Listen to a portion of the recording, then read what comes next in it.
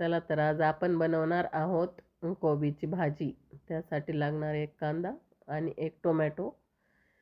कांदा सालपट काढून व्यवस्थित छोटे छोटे काप करून घ्या. जास्त जाडसर नका करू, थोडे पातळच करा. आणि टोमॅटोचे पण करून घ्या काप. आणि परत एक छोटीशी कढई घ्या, त्यात तेल टाका आणि कांद्याचे काप टाका आणि टोमॅटोचे पण टाका आणि लगेच परतून घ्या.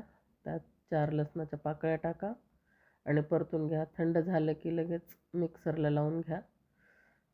वाटून घ्यायचं मिक्सरला. लगेच मोहरी, जिरे, तेल टाकून आणि वाटण टाकून घ्या.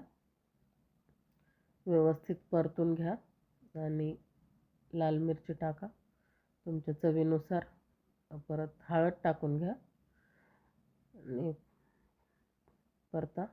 परत काळा मसाला व्यवस्थित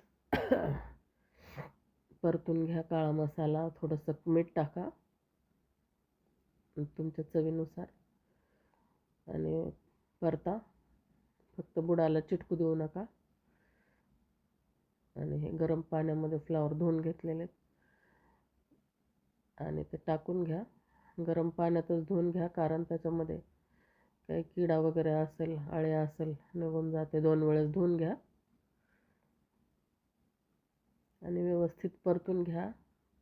परत ते एका साईडला गरम पाणी करायला ठेवा.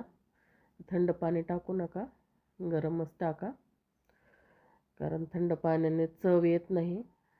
गरम पाण्याने चव येते आणि फक्त उकळी आली की लगेच बंद करून घ्या. हो.